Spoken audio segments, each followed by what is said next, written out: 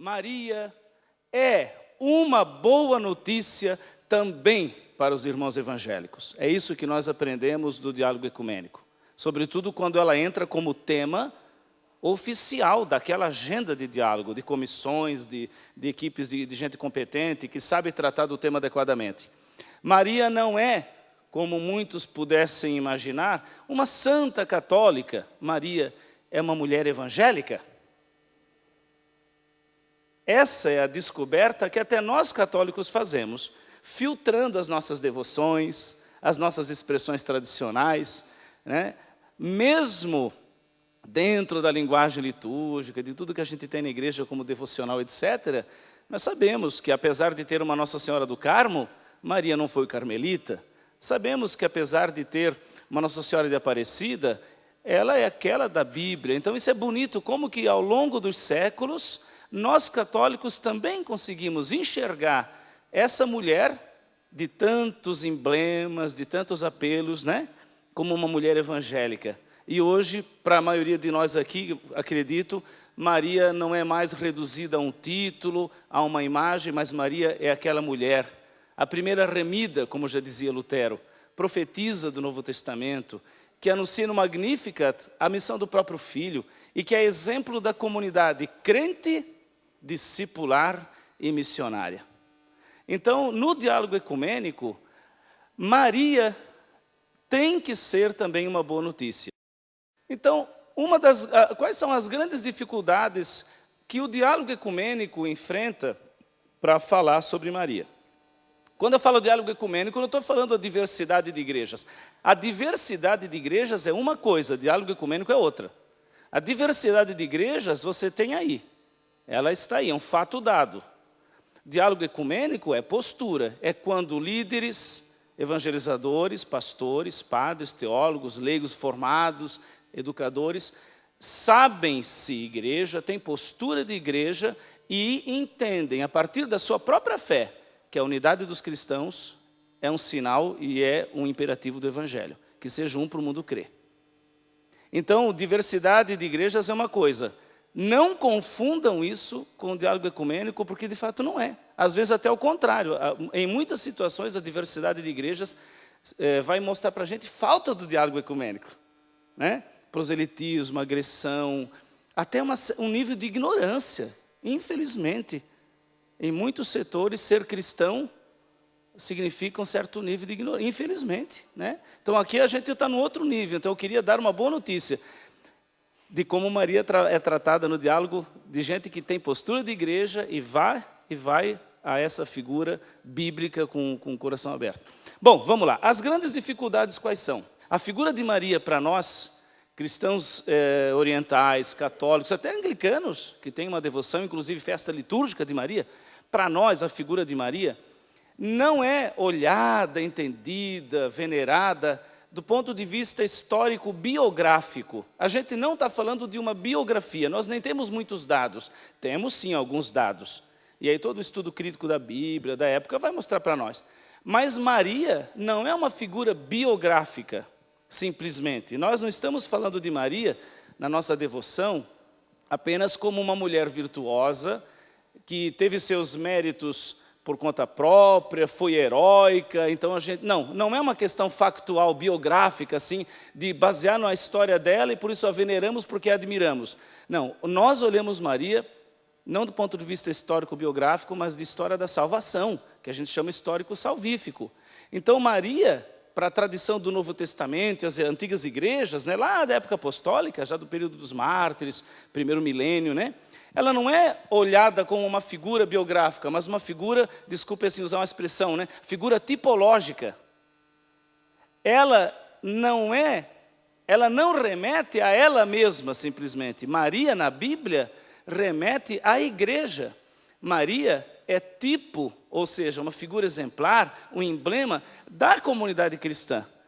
Se a gente esquece isso, a gente não entende nenhum dos dogmas marianos que foram depois publicados, né? Ou seja, sempre que a gente vê Maria, sobretudo no Novo Testamento, nós não encontramos apenas uma figura isolada, nós encontramos uma mulher que representa a comunidade crente, discipular e fiel.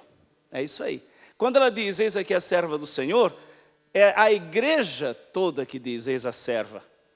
Então, quando ela diz, faça-se em mim conforme a tua palavra, é a igreja toda que diz. Para nós católicos, isso é um pressuposto que já vem de um jeito de ler a Bíblia. Mas como, Padre Marcial? Eu sempre achei que tinha uma história de Maria, que a gente descobriu suas virtudes. Sim, isso a gente faz depois. Ou junto com essa abordagem. Mas Maria, de fato, para nós cristãos, ela é admirada, venerada. Por quê? Porque nela nós enxergamos a igreja realizada. Ela é uma figura exemplar da comunidade crente, fiel e discipular, como eu já repeti. Não é? A partir daí, não é difícil dizer de Maria, até do ponto de vista assim, de fé, como dogmas marianos, não é difícil dizer de Maria o que o Novo Testamento diz de todos os cristãos que são a igreja. Quando eu falo igreja, não é uma instituição, um ministério. Toda a comunidade remida. Nossa, padre, então o que a gente diz de Maria, diz de toda a comunidade remida? Exatamente. Concebida, imaculada. Toda a igreja. Deus não concebeu a igreja em pecado, Ele concebeu, já como a gente pensa na escatologia. Deus concebeu-nos como povo novo, como humanidade nova, remida. Deus nos modelou a imagem do Verbo glorioso. Nós fomos batizados, nós não estamos mais escravos de nenhuma mácula original. Nós fomos batizados, nós vivemos em vida nova. Nós vivemos a plenitude da graça original, não do pecado original. O resto é livre-arbítrio, é ascese, é escolha. Em Maria, concebida, imaculada, nós vemos quem? Todo homem e mulher remidos, conforme Deus o vê. Né? Maria já é isso. Em Maria nós vemos o que todos nós somos chamados a ser pela graça. E a virgindade perpétua? Exatamente, não é um problema clínico nem ginecológico. A igreja não tem competência de ginecologia. Embora haja também a integridade física inserida na linguagem do dogma, qual é o núcleo desse dogma? Que Maria não se corrompeu, que Maria não foi invadida, não foi, entre aspas, desculpe a expressão forte, o verbo de Deus, a divindade, quando assumiu para que dela nascesse Jesus, não corrompeu, não adulterou Maria. A comunicação do verbo de Deus nela preservou íntegra a sua humanidade. E o verbo de Deus que nasceu dela preservou íntegra a sua divindade. Um não corrompeu o outro, não houve nenhuma barganha. Os dois são íntegros. Nesse sentido, a virgindade significa a divindade de Jesus que nasce dela não a corrompe, não diminui em nada a humanidade dessa mulher. E a humanidade dela não diminui em nada a divindade de Jesus. E nesse sentido, a virgindade é muito mais escatológica, no sentido de uma realidade plena, final, do que uma questão apenas de clínica. Tem gente que não entende que nós estamos falando do ponto de vista de salvação, de realidades teológicas, da obra da graça no mundo. Né? Não é um tratado de outra competência. Então a gente tem que saber do que a gente está falando. Maria é a imagem dessa igreja que é chamada a ser uma humanidade nova, que vive na graça original, que também é imaculada. Toda a igreja é chamada a ser, como está em Efésios 5, 25, esposa, fiel, sem ruga nem mancha, que se oferece livre, inteira em aliança a Jesus. Maria imaculada é a imagem de quem? De toda a igreja que é chamada a ser assim. Maria virgem é a imagem de quem? De toda a igreja que é chamada a não se corromper, a não ter outro esposo senão Deus, a não se dar-se aos ídolos, né? A preservar-se com humanidade intacta, né? Isso é bonito. E mesmo Maria mãe, foi uma inversão isso. No início da igreja primitiva, mãe era a igreja, Maria era a primeira filha, mas era uma filha tão excelente que tal mãe, tal filha. Ela é tanto a cara da igreja que ela se tornou mãe também. Olha que bonito, a maternidade da igreja vem antes da maternidade de Maria. A igreja é chamada a ser imaculada, o povo novo que não se corrompe. A igreja é chamada a ser virgem, ela não tem outro esposo senão Deus, ela não faz aliança com ídolos. A igreja é chamada a ser mãe, que gera pela graça e pelos sacramentos, pelas obras de misericórdia, pela caridade, ela gera gente nova. A igreja é chamada a entrar na glória de Deus e viver aqui na terra como no céu, a ser assumida por Deus. Os servos que assumiram Deus na história serão assumidos por Deus na glória. E aí os dogmas mariais não são afirmações arbitrárias, como se não tivesse fundamento bíblico, porque um papa teve não sei que ideia lá, e aí de repente ele amanhece, e para dar um incremento na devoção, juntar mais fiéis por motivos culturais, e sei lá o quê, e mercadológicos, então o papa decide botar uma estrelinha a mais naquela coroa. Não é, embora muita gente tenha feito usos assim, até inadequados da figura de Maria, né? Às vezes tem gente que usa mal a figura de Maria dentro da nossa igreja. Os dogmas mariais, eles são o quê? Um jeito nosso, que é um pouco linguagem da igreja antiga, de dizer para a própria comunidade: olhem e vejam nessa mulher discípula, crente e fiel, olhem e vejam nessa mulher o que nós somos chamados a ser. Isso é essencial para nós. E aí, a linguagem da igreja é muito exata, né? Vocês vão ver lá, quem quiser pegar os documentos, são linguagem bem exata, tem linguagem bem exata. Por exemplo, a graça que Maria recebeu para realizar o seu ministério, o seu papel no plano da salvação. Se diz sempre que essa graça é especial ou peculiar, não é verdade? Porque o modo que ela colheu, o modo que atuou nela é especial ou peculiar. Mas não tem documento nenhum que diz que a graça que atuou em Maria é exclusiva. Não tem, porque é a mesma graça que atua em nós, não tem duas graças, uma para Maria, uma para o resto dos fiéis. Não tem duas salvações, uma para Maria, uma para o resto dos fiéis. Não tem dois Jesuses, um para Maria e um para o resto dos fiéis. Não tem duas redenções, uma para Maria e uma para o resto dos fiéis.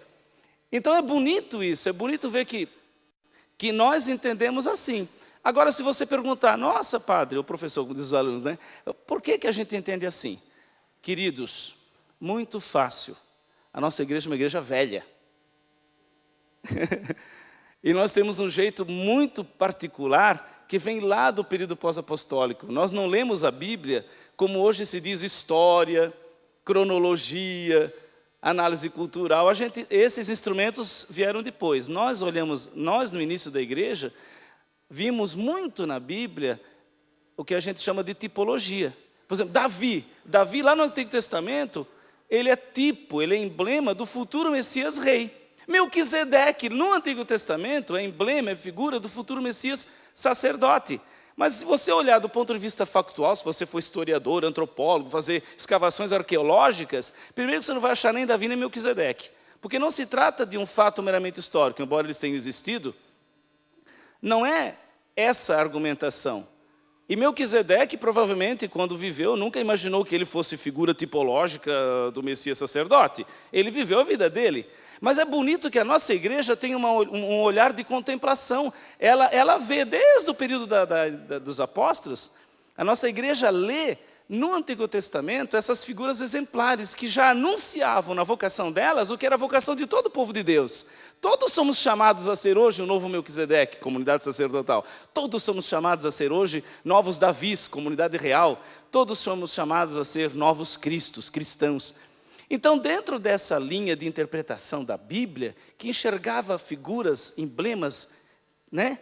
Maria foi uma das principais entre esses figuras e emblemas. Essa é uma dificuldade, queridos, no diálogo ecumênico. Quando eu vou com o diálogo com irmãos, mesmo de igrejas mais históricas, com exceção da igreja anglicana, já pega as igrejas reformadas, luterana até não tanto, mas presbiteriana, etc. Por quê? Qual é a dificuldade?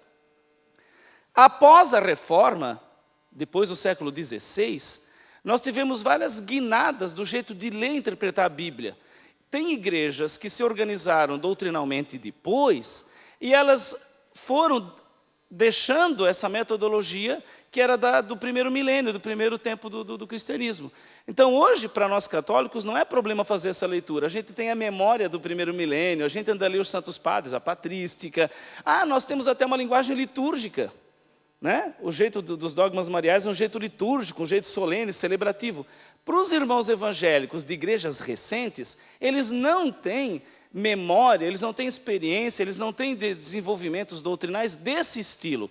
Eles vão, a partir do século XVI, tem, claro, uma herança anterior, não vamos negar, mas o problema é que eles leem a Bíblia em chave mais literal, como documento suficiente. Nós não, nós lemos a Bíblia sabendo que tem também palavra de Deus na história, na liturgia, na forma de celebrar, sabendo que tem palavra de Deus viva no modo da tradição, né, litúrgica. Então, nós temos assim, a palavra de Deus na Bíblia, que é uma redação dela, mas a gente conjuga isso com a fé vivida de 2000 anos.